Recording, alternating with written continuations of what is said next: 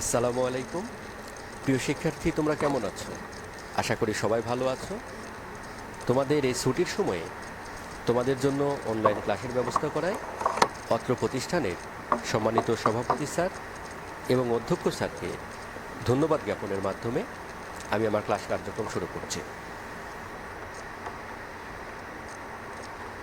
প্রিয় শিক্ষার্থী, তোমরা এর মধ্যে অষ্টম শ্রেণী হতে নবম শ্রেণীতে উত্তীর্ণ হয়েছ। তোমরা অষ্টম শ্রেণীতে বিজ্ঞান বিষয়ে পড়েছ, কিন্তু সেই বিজ্ঞান বিষয়ে পদার্থ রসায়ন যে বিজ্ঞান সকল বিষয়ের অন্তর্ভুক্ত ছিল। বর্তমানে আমরা যে বিজ্ঞান পড়ব, এই বিজ্ঞানে কয়েকটি ভাগে বিভক্ত, প্রত্যেকটির জন্য আলাদা আলাদা বই তোমাদেরকে পড়তে হবে। আমি তোমাদের পদার্থবিজ্ঞান এই বিষয়টি নিয়ে আজকে আলোচনা করব। আমরা নিচে চিত্রটি লক্ষ্য করি। এই চিত্রে দেখতেছি যে কিছু লোক বসে আছে, একটি গাড়ি স্থির রয়েছে। দেখো, এখন আমরা কি দেখছি? এখন দেখছি একটি গাড়ি চলছে এবং একটি পাখি উড়ে যাচ্ছে। তার মানে এখান থেকে আমরা কি বুঝতেছি? প্রিয় শিক্ষার্থী, আমার মনে হয় তোমরা বুঝতে পেরেছ। আমরা আজকে গতি বিষয় নিয়ে আলোচনা করব।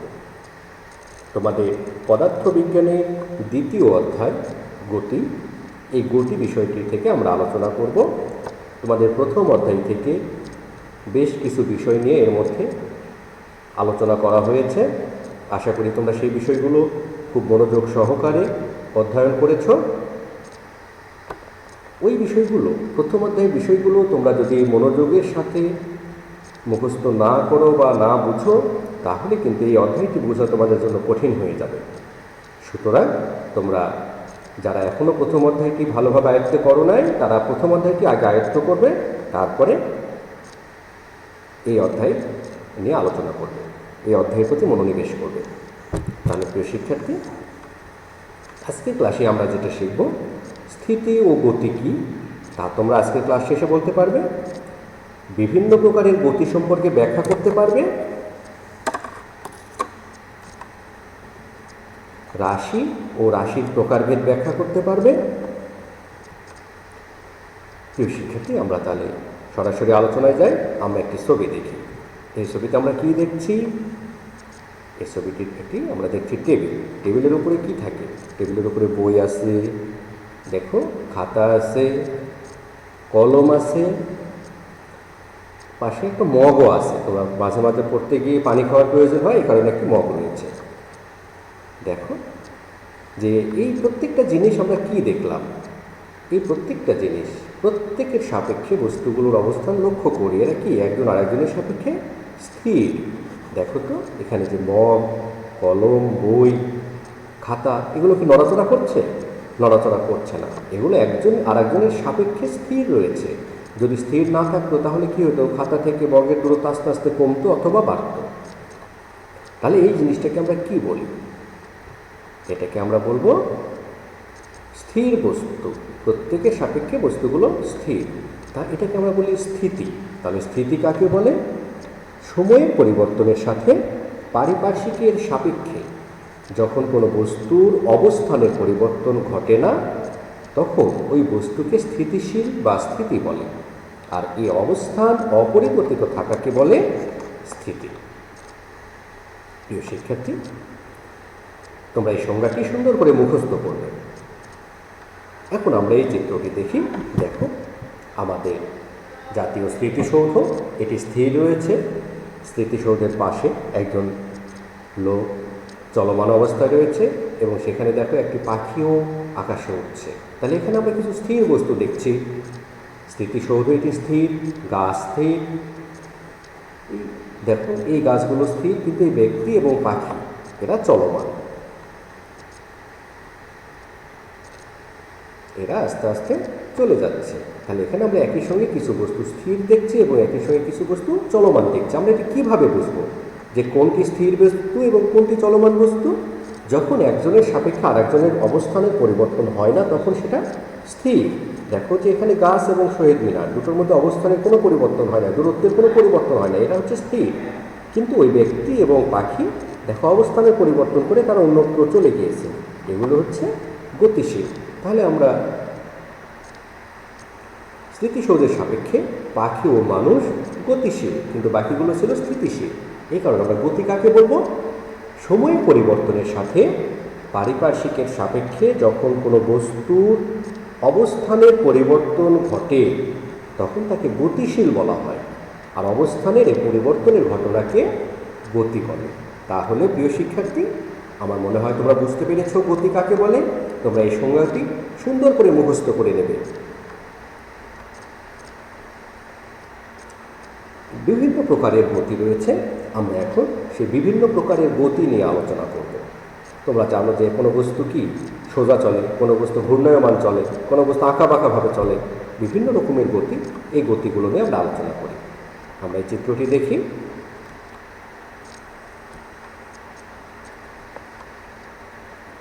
এখানে আমরা একটা লোকের গতিপথ দেখব। দেখো যে একজন ব্যক্তি হেঁটে হেঁটে চলে যাচ্ছে।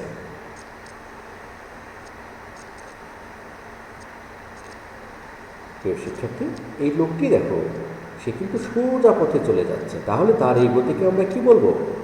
এই গতি হচ্ছে সরল রৈখিক গতি।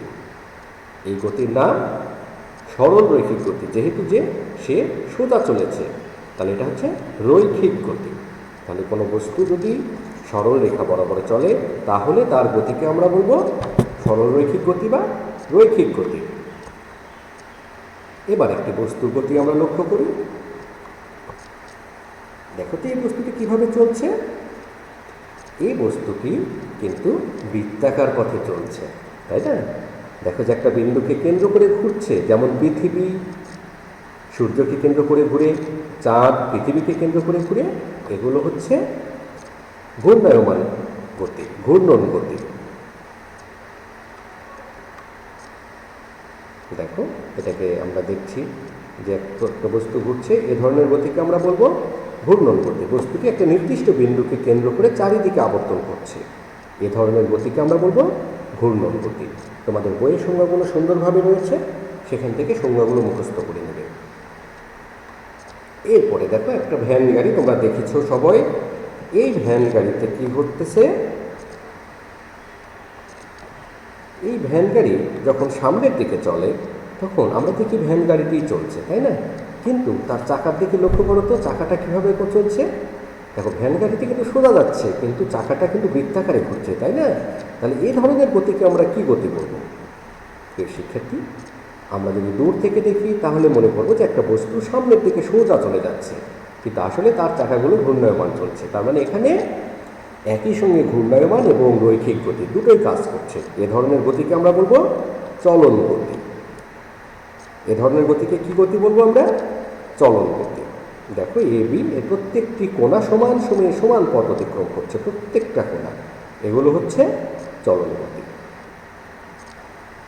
তাহলে যদি কোনো বস্তুর গতিপথ এমন হয়, যদি কোনো বস্তু একই সঙ্গে রৈখিক গতি এবং ঘূর্ণায়মান গতি বজায় রাখে, তাহলে তার গতিকে বলবো চলন গতি। অথবা যদি কোনো বস্তু প্রত্যেকটি কোণা সমান সময়ে সমান পথ অতিক্রম করে, তাহলে তাকে বলবো আমরা চলন গতি। প্রিয় শিক্ষার্থী, এই ধরনের গতি হচ্ছে চলন গতি। তোমাদের মূল বই থেকে সংজ্ঞাগুলো সুন্দর করে মুখস্থ করবে। এরপরে একটা বস্তু দেখি। এটা কি? পাখা, ফ্যান। ফ্যান আমরা সবাই ব্যবহার করি, তাই না? এই ফ্যানের গতিটি কোন ধরনের গতি?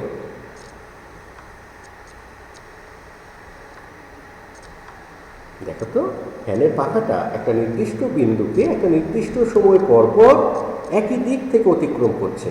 এ ধরনের গতিকে আমরা বলবো পর্যায়বৃত্ত গতি। প্রিয় শিক্ষার্থী, পর্যায়বৃত্ত গতি কি? যে গতিশীল কোনো কোণার গতিপথ যদি এমন হয় যে এটি গতিপথে কোনো একটি বিন্দুকে নির্দিষ্ট সময় পর পর একই দিক থেকে অতিক্রম করবে, তবে তার গতিকে পর্যায়বৃত্ত গতি বলে। প্রিয় শিক্ষার্থী, তাহলে ফ্যানের এই গতি কি? পর্যায়বৃত্ত গতি। আবারও বলছি আমি, যে গতিশীল কোনো কোণার গতিপথ যদি এমন হয় যেটি গতিপথের একটা নির্দিষ্ট বিন্দুকে নির্দিষ্ট সময় পর পর একই দিক থেকে অতিক্রম করে, তবে তার গতিকে পর্যায়বৃত্ত গতি বলে। তোমাদের বইয়ে দেখবে সুন্দর করে সংজ্ঞাটি লিখে দেওয়া আছে, সেখান থেকে সংজ্ঞাটি মুখস্থ করবে। আমরা যদি ঘড়ির কাঁটার গতির কথা চিন্তা করি, দেখো ঘড়ির কাঁটার মিনিটের কাঁটা কি হয়? 1 ঘন্টা পর পর একটা বিন্দুকে অতিক্রম করে। সেকেন্ডের কাঁটা 1 মিনিট পর পর একটা বিন্দু অতিক্রম করে। এই ধরনের গতিকে আমরা বলবো পর্যায়বৃত্ত গতি। এখানে দেখো যে এ এবং বি দুটো বিন্দু রয়েছে। এই যে তীর চিহ্নটা দেখো, এটা একটা নির্দিষ্ট সময় পরে এই বিন্দুকে একই দিক থেকে অতিক্রম করছে। এই ধরনের গতি হচ্ছে পর্যায়বৃত্ত গতি। তাহলে প্রিয় শিক্ষার্থী, আশা করি তোমরা বুঝতে পেরেছো যে এর গতি পথ একটি নির্দিষ্ট বিন্দুকে নির্দিষ্ট সময় পর পর একই দিক থেকে অতিক্রম করছে, সুতরাং এটি একটি পর্যায়বৃত্ত গতি। প্রিয় শিক্ষার্থী, এরপরে আমরা এই গতিটি দেখি। দেখো, এই বস্তুটি কিন্তু ঘুরছে। তোমরা ঘড়ির পেন্ডুলাম দেখেছ, যেটা ঘুরতে থাকে। তোমরা যখন দোলনাতে দোল খাও, এভাবে দোল খাও। এটাও কিন্তু পর্যায়বৃত্ত গতি, কিন্তু এর গতিপথ কিছুটা সরল রৈখিক। অর্থাৎ যদি পর্যায়বৃত্ত গতি সম্পূর্ণ কোনো কোণার গতিপথ সরল রৈখিক হয়, তবে তার গতিকে আমরা বলবো সরল সন্ধিত স্পন্দন। এরপরে আমরা আরেকটি চিত্র লক্ষ্য করি। দেখো, এখানে ও এ সি তিনটা বিন্দু রয়েছে। এটা দেখো, ও এ বিন্দুতে গেল, আবার সি বিন্দুতে গেল, অর্থাৎ তার গতিকালে অর্ধেক সময় তার সাম্যাবস্থা। আমি যদি এটাকে দড়ি দিয়ে টাঙিয়ে রেখি, তাহলে এটা হবে সাম্যাবস্থা। সাম্যাবস্থা থেকে অর্ধেক সময় একদিকে, বাকি অর্ধেক সময় আরেক দিকে অবস্থান করছে। এই ধরনের গতিকে আমরা বলবো সরল সন্ধিত স্পন্দন। প্রিয় শিক্ষার্থী, আমরা যে দোলনাতে দোল খাই, এটাও সরল সন্ধিত স্পন্দন। তোমরা সরল দোলক দেখে থাকতে পারো। সরল দোলকের গতি একটি সরল সন্ধিত স্পন্দন, তবে এটা কিন্তু একটা পর্যায়বৃত্ত গতি। তাহলে পর্যায়বৃত্ত গতি সম্পূর্ণ কোনো কোণা যদি গতিপথের গতিকালের অর্ধেক সময় তার সাম্যাবস্থার একদিকে এবং বাকি অর্ধেক সময় আরেক দিকে অবস্থান করে, তবে তাকে সরল সন্ধিত স্পন্দন বলে। দেখো, পর্যায়কালের অর্ধেক সময় কোনো নির্দিষ্ট দিকে, বাকি অর্ধেক সময় তার একই পথে বিপরীত দিকে চলছে। এ ধরনের গতিকে বলে সরল সন্ধিত স্পন্দন বা স্পন্দন গতি। প্রিয় শিক্ষার্থী, আশা করি তোমরা গতি সম্পর্কে জেনেছ। আমরা কী কী গতি শিখলাম? সরলরৈখিক গতি, ঘূর্ণন গতি, চলন গতি, সরল সন্ধিত স্পন্দন এবং স্পন্দন গতি। তোমরা এই সংজ্ঞাগুলো মুখস্থ করবে। প্রিয় শিক্ষার্থী, এখন আমরা এটি দেখি। এখানে আমরা বেশ কিছু জিনিস দেখছি। দেখো যে এখানে একজন ব্যক্তি জিনিসপত্র বিক্রি করছে ওজন করে। এই ব্যক্তিটা হেঁটে চলেছে, এই পাখিটি উড়ে চলেছে। তাহলে এখান থেকে আমরা কি বুঝবো? এখানে অনেকগুলো রাশি, দেখো এখানে একটা সময়ে একটা ঘড়িও রয়েছে। তাহলে এখানে আমরা কি অনেক কিছু পরিমাপ করছি। তোমরা প্রথম অধ্যায়ে শিখেছ, যা কিছু আমরা পরিমাপ করতে পারি তাকে কি বলা হয়? রাশি। এখানে দূরত্ব, সময়, ওজন, এগুলো পরিমাপ করা হচ্ছে। যা পরিমাপ করা হয় তাই রাশি। তোমরা প্রথম অধ্যায়ে শিখেছ। এই রাশিকে আমরা দুভাগে ভাগ করতে পারি। একটা হচ্ছে স্কেলার রাশি, আরেকটি হচ্ছে ভেক্টর রাশি। রাশি কত প্রকার? 2 প্রকার। দেখো, এই যে ব্যক্তিটা একটা প্রাণীকে নিয়ে ঘুরছে, এর কোনো কিন্তু নির্দিষ্ট দিক নেই। এটা হচ্ছে স্কেলার রাশি, অদিক বা স্কেলার রাশি। আর যখন নির্দিষ্ট দিক থাকবে, সেটাকে আমরা বলবো ভেক্টর রাশি। দেখো, এই যে আম গাছ থেকে আমটা নিচের দিকে পড়লো, আপেল গাছ থেকে আপেলটা নিচের দিকে পড়লো। তাহলে এখানে একটা নির্দিষ্ট দিক রয়েছে। এটা কিন্তু উপরের দিকে যায় না, ডানে বামে যায় না, এটা সোজা নিচের দিকে পড়েছে। তাহলে যেটা নির্দিষ্ট দিক থাকবে সেটাকে আমরা বলবো দিক বা ভেক্টর রাশি। তাহলে আমরা এই সংজ্ঞাগুলো ভালোভাবে দেখে নিই। স্কেলার রাশি কাকে বলে? যে সকল ভৌত রাশিকে শুধু মান দ্বারা সম্পূর্ণরূপে প্রকাশ করা যায়, দিক নির্দেশের প্রয়োজন হয় না, তাদেরকে স্কেলার রাশি বলে। দৈর্ঘ্য, ভর, দ্রুতি, কাজ, শক্তি, সময়, তাপমাত্রা ইত্যাদি স্কেলার রাশির উদাহরণ। যেমন আমি যদি বলি, এখন তোমার একটা কাজ করতে কতক্ষণ লাগবে, তুমি বললা 5 মিনিট। তার সঙ্গে উত্তর, দক্ষিণ, পূর্ব, পশ্চিম কোনো কিছু সম্পর্ক নেই। এগুলো হচ্ছে স্কেলার রাশি। কিন্তু যখন তোমাকে বলা হবে একটি বস্তুর ওজনের কথা, ওজনটাকে ওজন ভেক্টর রাশি। কারণ কি? কারণ বস্তুর ওজন একটা দিক আছে। কোন দিক? পৃথিবীর কেন্দ্রের দিক। অর্থাৎ পৃথিবী তার কেন্দ্রের দিকে কোনো বস্তুকে যে বলে আকর্ষণ করে, সেটা হচ্ছে ওজন। তাহলে ওজন একটা ভেক্টর রাশি। তাহলে স্কেলার রাশিটা তোমরা বুঝতে পেরেছো। যদি তোমাকে বলে আজকে তাপমাত্রা কত, তুমি বলবে আজকে 20 ডিগ্রি সেলসিয়াস। তার সঙ্গে কি কোনো দিকের প্রয়োজন আছে? দিকের কোনো প্রয়োজন নেই। তাহলে স্কেলার রাশি কাকে বলে? যে সকল ভৌত রাশিকে শুধু মান দ্বারা প্রকাশ করা যায়, দিক নির্দেশের প্রয়োজন হয় না, তাদেরকে স্কেলার রাশি বলে। এরপরে আমরা দেখি ভেক্টর রাশি।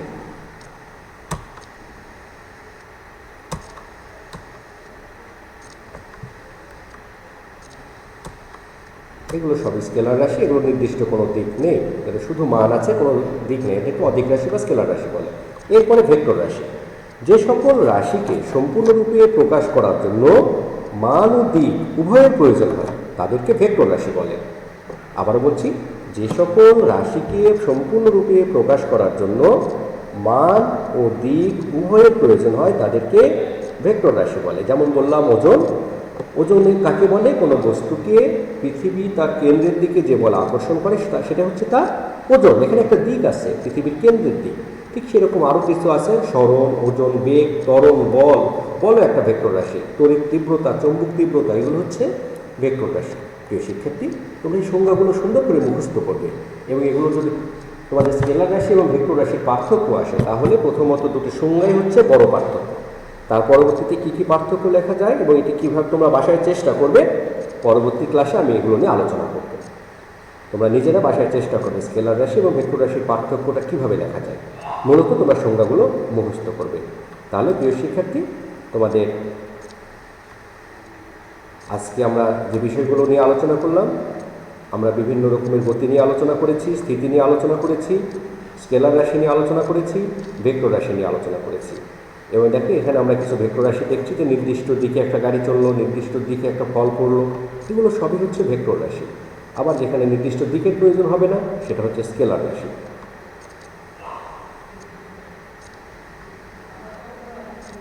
যার মান ও দিক উভয় আছে তাকে দিক রাশি বা ভেক্টর রাশি বলে। তো শিক্ষার্থী, তাহলে তোমাদের জন্য আজকের বাড়ির কাজ হচ্ছে স্কেলার রাশি ও ভেক্টর রাশির মধ্যে পার্থক্য লিখবে। এটা তোমরা চেষ্টা করবে, না পারলে আমি আগামী ক্লাসে তোমাদেরকে এই বিষয়ে সহযোগিতা করব। আর কাজ হচ্ছে গতি বলতে কি বোঝায়, স্পন্দন গতি কাকে বলে, বল কি রাশি, বল কি স্কেলার রাশি না ভেক্টর রাশি, চিন্তা করে লিখবে। দুইটি স্কেলার রাশির উদাহরণ দাও। প্রিয় শিক্ষার্থী, আশা করি তোমরা বুঝতে পেরেছ। তাহলে প্রিয় শিক্ষার্থী, বর্তমান সময়ে আমরা আতঙ্কিত না হয়ে সচেতন হব, নিয়মিত হাত পরিষ্কার করব এবং সামাজিক দূরত্ব বজায় রেখে চলব। ধন্যবাদ তোমাদের।